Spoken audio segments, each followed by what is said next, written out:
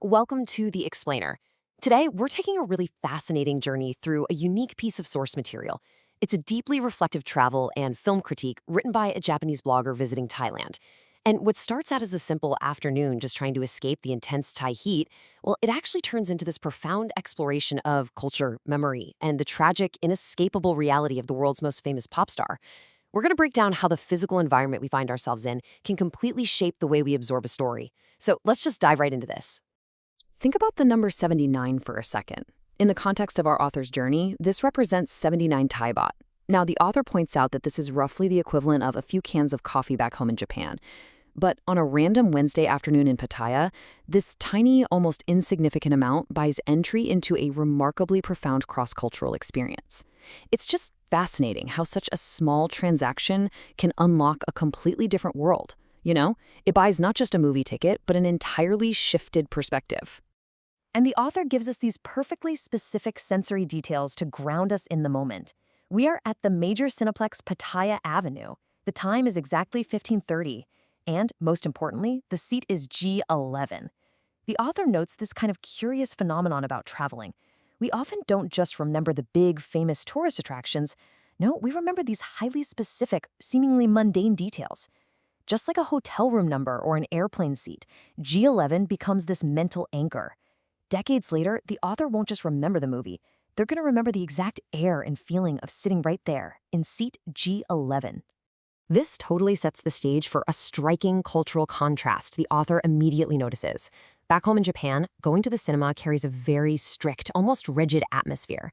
There's this heavy, unspoken rule that you absolutely must be perfectly quiet. But in Thailand, it's completely different. The cinema feels like a natural extension of daily life. You've got couples chatting normally, families casually strolling around, students hanging out in their uniforms.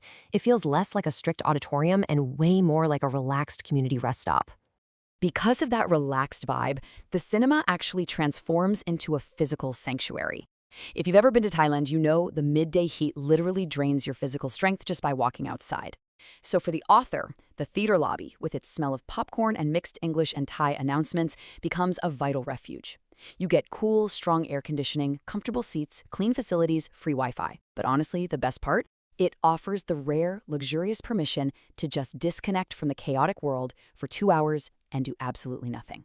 So, sitting there in that cool, relaxed Thai refuge, waiting for the film to start, surrounded by this blend of American pop culture, a Japanese mindset, and the ambient sounds of the Thai language, you have to ask, what exactly does a pop icon's story look like from seat G11? How does all this physical comfort contrast with the story that's about to unfold? Let's step out of the lobby and into the film itself. Section 1. The Truth Depicted in Michael. The film playing is the biopic simply titled Michael, a name so massive it instantly conjures one specific image globally. But what the author witnessed on screen was really the slow, heavy construction of a psychological prison. The movie covers his life from the early formation of the Jackson 5, goes through his turbulent adolescence and his desperate struggle for independence, and culminates right around the 1989 London tour. So the crucial takeaway here is that this isn't just a fun story about a musician making hit records. It is fundamentally a story about a person trying to evolve from being a tightly managed member of a family band into a standalone individual. And absolutely central to this struggle is a complex, really dark depiction of his father. The author emphasizes that the father wasn't just a strict parent, he was a massive, relentless promoter who forced the family to the absolute pinnacle of stardom. But to achieve that level of success, he utilized intense fear, violence, strict management, and oppression. Because of this, even as Michael grew into a global superstar, mentally he remained entirely trapped. He was kept as a frightened child by his father's suffocating control. The author does a brilliant job connecting these dots for us. By watching the film, they realize that the eccentricities Michael was known for later in life weren't just random weird quirks. Actually, they were direct manifestations of his childhood trauma. Because he was treated as a managed commodity and denied a normal youth, as an adult, he exhibited extreme protection for animals. Because he lacked nurturing, he developed an intense, deep empathy for sick children.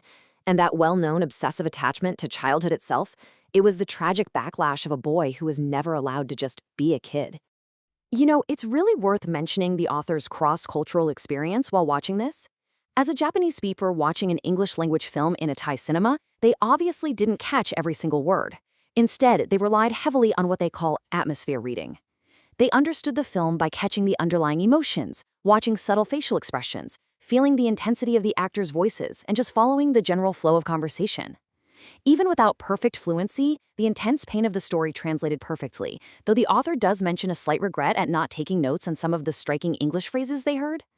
This actually brings us to a super fascinating observation the author makes about the limits of cinema itself. Throughout the viewing, the author felt an inescapable, not quite Michael feeling. Now, it wasn't the actor's fault at all. The actor put in immense effort and delivered a genuinely strong performance. But the real Michael Jackson possessed something literally impossible to replicate: a highly unique bone structure, an absolutely unmatched, razor-sharp dance style, and a charisma and aura that were entirely abnormal. The real person was simply too real. Watching the actor only made the author desperately want to go home and watch actual live footage of the true Michael, which just proves his absolute singularity. As the film progresses, the author zeroes in on one specific, absolutely chilling line spoken by the father. "You are a money-making entity." Just let that sink in for a second. Coming from a parent, there is zero warmth, no familial love, no protection in those words. It completely strips away the humanity of a son and reduces him entirely to a product. It reeks of a massive, cold industrial machine. And that brings the author to the most profound and honestly terrifying realization of this entire explanator. Michael Jackson had completely transformed from a human being into a massive economic system. The promoters, the managers, even his own father couldn't stop pushing him, because every single time he moved, staggering, unimaginable amounts of money moved right along with him. He literally became an industry unto himself. The author notes that the star-making industry is this incredible machine that brilliantly forces talent to bloom, but it systematically consumes the person's humanity in the process. Section 2. The unfillable loneliness. So, sitting there in seat G11, totally insulated from the blistering Thai sun, the author is just left wrestling with this massive, tragic irony. He was the world's most famous star, universally recognized by just his first name.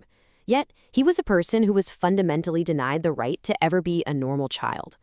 The author reflects on the immense, unfillable loneliness that must have accompanied him every single second of his life.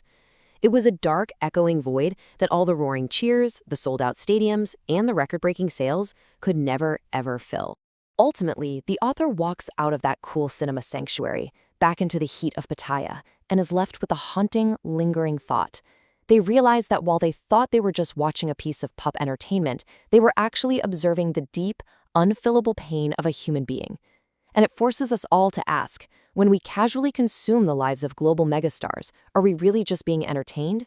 Or are we quietly participating in a system that consumes human beings for our enjoyment? Definitely something to think about the next time you find yourself sitting in a place like CG11. Thanks so much for joining me for this explainer, and I'll catch you next time.